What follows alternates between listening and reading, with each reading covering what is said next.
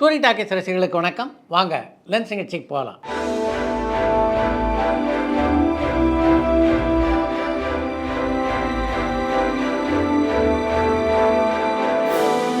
என்னம்மா முதல் கேள்வி? சார், பொண்ணு ஒன்று கண்டே திரைப்படத்தை ஏன் தியேட்டரில் ரிலீஸ் பண்ணாமல் ஓடிடியில் ரிலீஸ் பண்ணியிருக்காங்க?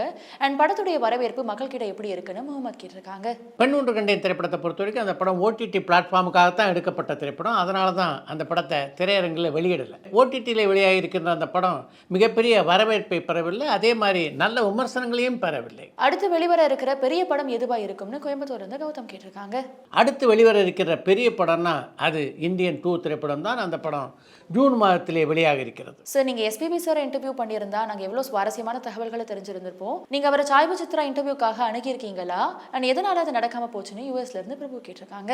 உங்களுக்குள்ள அதே வருத்தம் எனக்குள்ளும் இருக்கிறது. எஸ்பி பாலசுப்ரமணியம் இருந்த காலத்தில் அவரை தொடர்பு கொண்டு சாய்வு சித்ரா நிகழ்ச்சியில் நீங்கள் பங்கேற்க வேண்டும் என்று பலமுறை நான் கேட்டேன். அப்போ பெரும்பாலும் அவர் ஹைதராபாத்தில் இருந்த காரணத்தினால் அந்த நிகழ்ச்சியில் அப்போ அவரால் பங்கேற்க முடியல.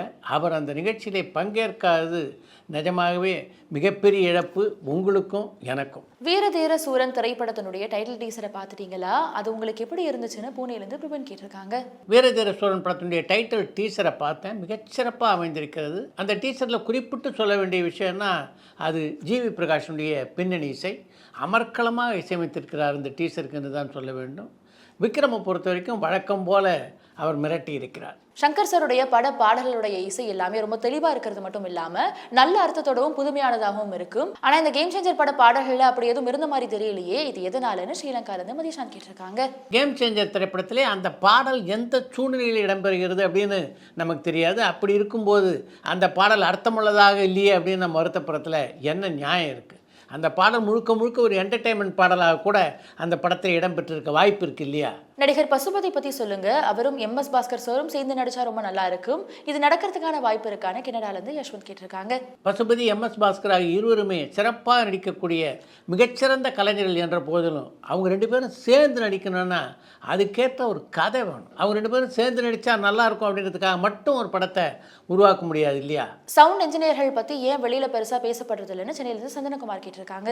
பல பேருடைய குரலை பதிவு செய்கின்ற ஒலிப்பொறியாளர்களை பொறுத்த வரைக்கும் அவங்க குரலை பதிவு செய்கிறதுல அவங்களுக்கு ஏதோ ஒரு தயக்கம் இருக்குது. சிறந்த ஒலிப்பதிவிற்காக தேசிய விருதை பெற்ற ஒலிப்பொறியாளர்கள் தான் மூர்த்தி, லட்சுமி நாராயணன் ஆகிய இருவரும். இவங்க ரெண்டு பேரையும் சாய்வு சித்ரா நிகழ்ச்சிக்காக நான் பல முறை அழைத்திருக்கிறேன். அவங்கள பொறுத்த வரைக்கும் அந்த நிகழ்ச்சியிலே கலந்து கொள்வதற்கு ஏதோ ஒரு தயக்கம் அவங்களுக்கு இருக்குது. அது என்ன அப்படின்னு எனக்கு தெரியல. சாய்வு சித்ரா பேட்டியில் லிங்குசாமி சார் பையா திரைப்படம் கலைஞர் டிவினால தான் பெரிய ஹிட் ஆச்சுன்னு சொல்கிறாரே, அப்போ மக்கள் அந்த திரைப்படத்தை பார்த்து படம் ஹிட் ஆகலையான்னு குவைத்லேருந்து அமிர்தேஸ்வரன் கேட்டிருக்காங்க. கலைஞர் டிவியால் தான் பையா திரைப்படம் மிகப்பெரிய வெற்றியை பெற்றது என்று சாய்வு சித்ரா நிகழ்ச்சியில் லிங்குசாமி சொன்னார்னா அதுக்கு என்ன அர்த்தம்?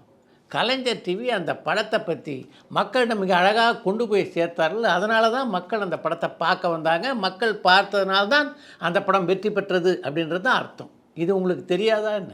தெரிந்தும் ஏன் இப்படி ஒரு கேள்வி கேட்குறீங்கன்னா எல்லா விஷயத்தையும் ஒரு புதர்க்கமாக கேள்வி கேட்பதை பல பேர் வழக்கமாக வச்சுருக்கிறது தான். தூர்தர்ஷனில் ஒளிபரப்பான சுரபி, சாந்தி, சந்திரகாந்தா, ஓம் நம சிவாயா அண்ட் சக்திமான் மாதிரியான நிகழ்ச்சிகளை தமிழில் எந்த ஓடிடி தளத்தில் பார்க்க முடியும்னு திருநெல்வேலியிலிருந்து கடன் கேட்டிருக்காங்க. தூரதர்ஷனம் அமேசான் பிரைம் ஒரு புரிந்துணர்வு ஒப்பந்தத்தை இப்போ போட்டிருக்காங்க. அதனால் தூரதர்ஷன் நிகழ்ச்சிகளை இனி அமேசானில் நீங்கள் பார்ப்பதற்கு வாய்ப்புகள் இருக்கின்றன. சார், இப்போல்லாம் இசையமைப்பாளர் தமனுடைய டான்ஸ் நம்பர்ஸ் எல்லாமே ஒரே மாதிரி இருக்கிறதுக்கான காரணம் என்னென்னு ஸ்ரீலங்காலேருந்து மதிஷான் கேட்டிருக்காங்க.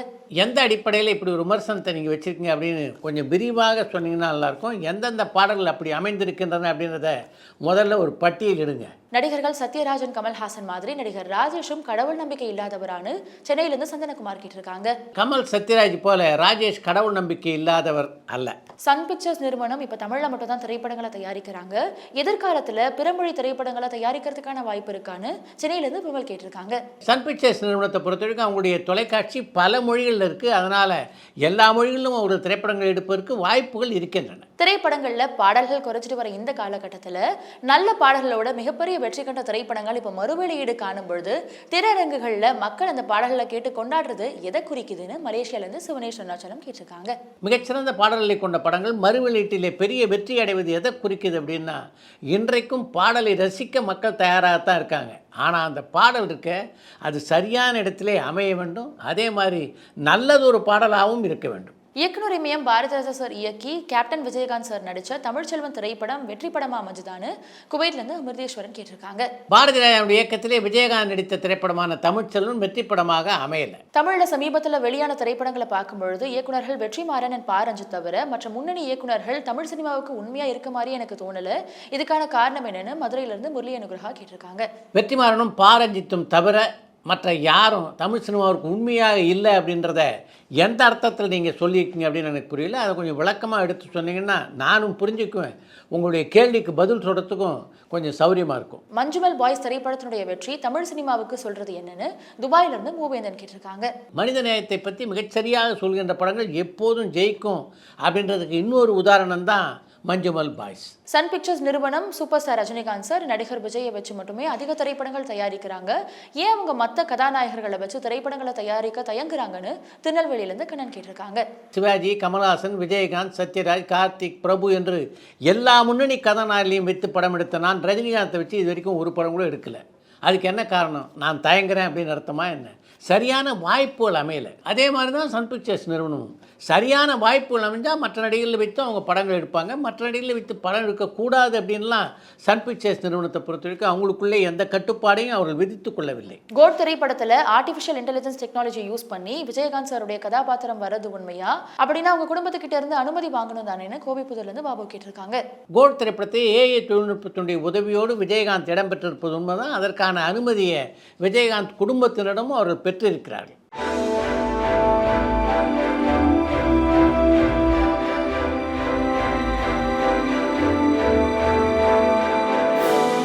சரி, இப்பெல்லாம் தீபாவளி சித்திரை புத்தாண்டு மாதிரியான விழா காலங்களில் பெரிய நடிகர்களுடைய திரைப்படங்கள் வரதிலேயே இதுக்கான காரணம் தெரிஞ்சா சொல்ல முடியுமான்னு மலேசியாவிலிருந்து சுபனேஸ்வரச்சலம் கேட்டிருக்காங்க.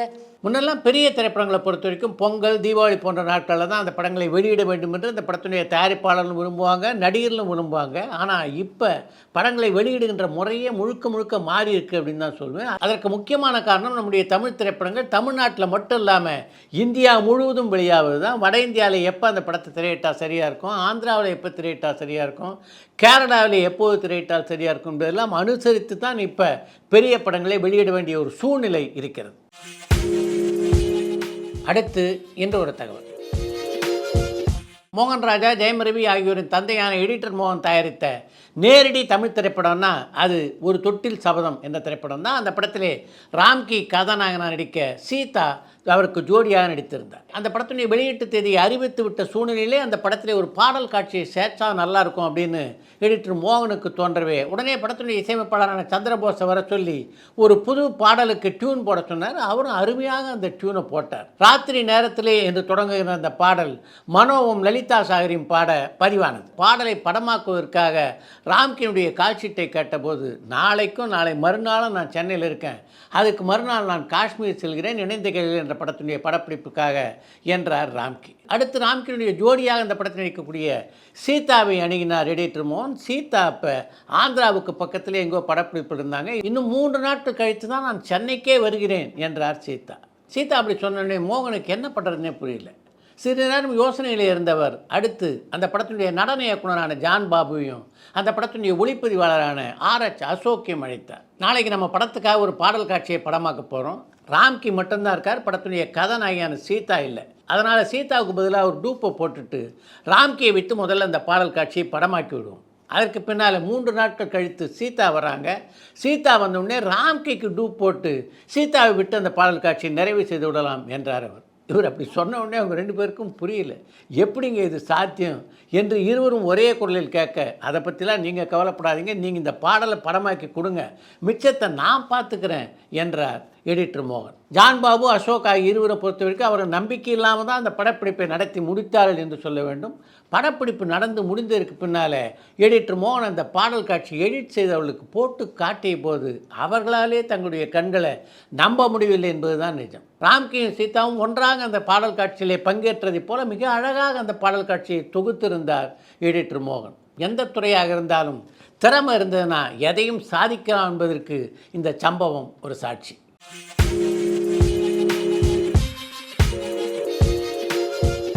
இத்துடன் இந்த இளம் நிகழ்ச்சி நிறைவு பெறுகிறது. மீண்டும் அடுத்த நிகழ்ச்சியிலே சந்திப்போம். பரபரப்பான சினிமா செய்திகள், நட்சத்திரங்களின் பேட்டிகள், சினிமா வரலாறு ஆகியவற்றை பார்க்கவும் படிக்கவும் உங்களுக்கான இணையதளம் tourantalkies.co.